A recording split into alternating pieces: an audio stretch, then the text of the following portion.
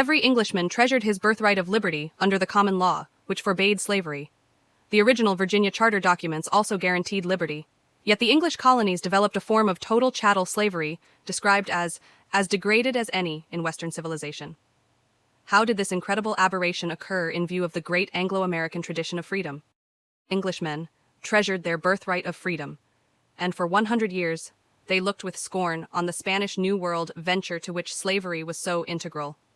Yet the Negroes brought to America, after a brief equivocal period during which their fate teetered between freedom and slavery, would fall into a form of total chattel slavery, peculiar to the North American continent, and described by Professor Herbert S. Klein as degraded as any in Western civilization. In the case of Virginia, the fate of the Negro was sealed as total chattel slavery by 1662, 43 years after the arrival of the first Negroes in Jamestown. What forces conspired during these 4 decades to produce this incredible aberration in the great Anglo-American tradition of freedom? One thing is certain. Slavery was originally illegal in Virginia and the other English colonies.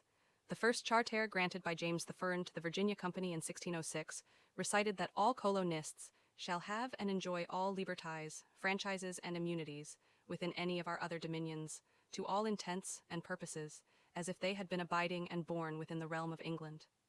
The accompanying royale, or dares, directed the Council of the Virginia Company to follow the common law and the equity thereof. In 1609, a revised charter placed Virginia under the king, as of our manure of East Greenwich, and reiterated that colonists should enjoy all liberties of Englishmen as if they dwelt within the English realm. Most of the early Negro arrivals at Jamestown were former slaves pirated from New Spain, but there was no institutional basis for enslaving them in Virginia.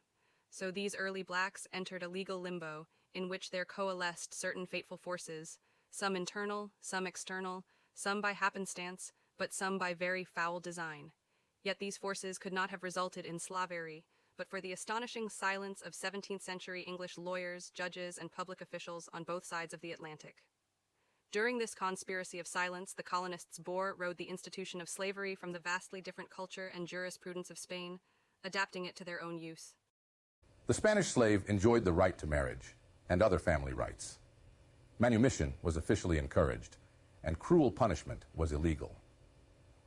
Thus, the slave in New Spain remained a person in legal cognizance, in contrast to the English colonies, where he ultimately became a chattel with no rights in legal cognizance. The allure of the vast Spanish undertaking in the New World, with its attendant wealth and sea power. And African slaving was not lost on Elizabethan England. In 1562, John Hawkins, cousin of Sir Francis Drake, conceived the idea of selling slaves to Spanish colonists, despite the Spanish embargo on trade with non-Spaniards. Hawkins picked up a cargo of Negroes on the African coast and successfully peddled them in Spanish America, thereby becoming England's first slaver. For this feat, Captain Hawkins became an instant hero at home. Drake and the other sea dogs soon followed Hawkins into the exciting and profitable game of piracy on the Spanish Main, and English slaving became merely one aspect of English piracy. Negroes were considered simply one form of booty to be taken from the Spanish. Nevertheless, those first black arrivals at Jamestown were not enslaved immediately. Rather, they were assimilated into that singular institution known as indentured servitude for a term of years improvised by the Virginia Company from the child labor laws of Elizabethan England. The Elizabethan period was hard on the poor in England. With idlers everywhere, it was generally thought that the cure-all for poverty was work, forced labor if necessary. In this situation, in 1562, 45 years before the founding of Jamestown, Parliament borrowed from the guild system in London, where it was customary for youngsters to be apprenticed to a craftsman, to learn a trade under an indenture between the craftsman and the parents for a term of years.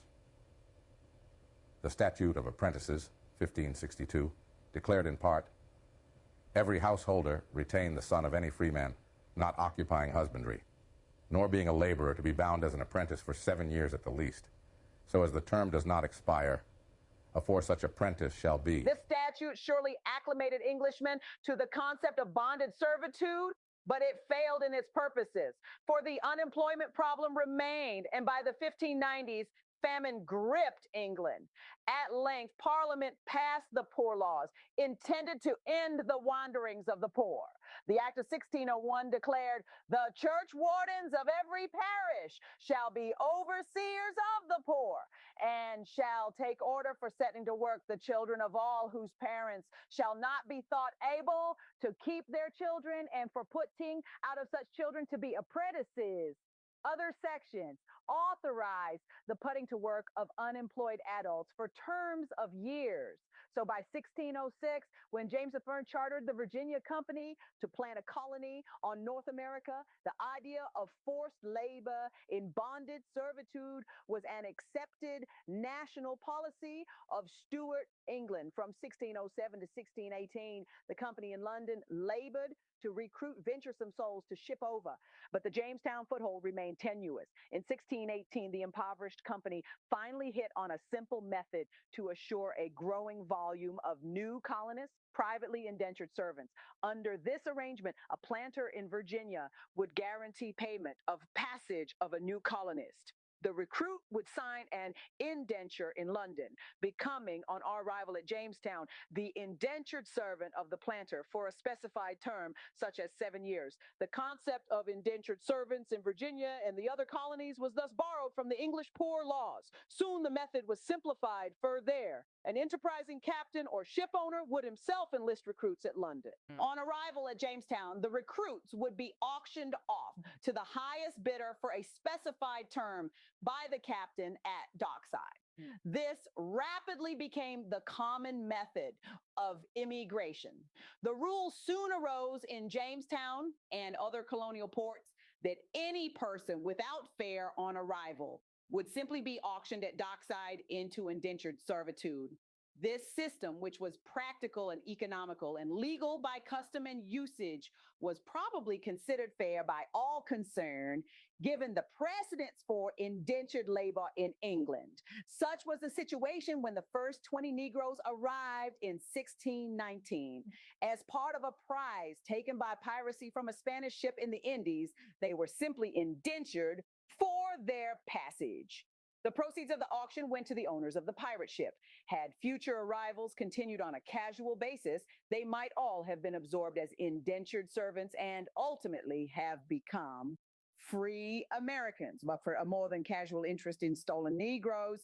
However, to the group of English traders who owned the pirate vessel, the arrival of the first Negroes at Jamestown was of more than casual significance, for they had already introduced stolen Spanish Negroes to Bermuda and planned to use Jamestown in a similar and larger pirate scheme.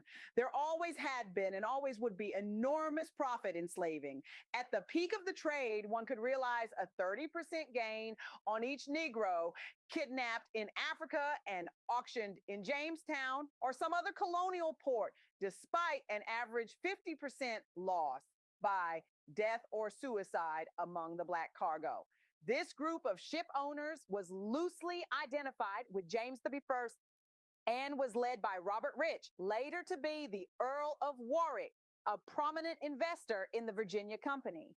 Slaver, pirate, and then Puritan hero.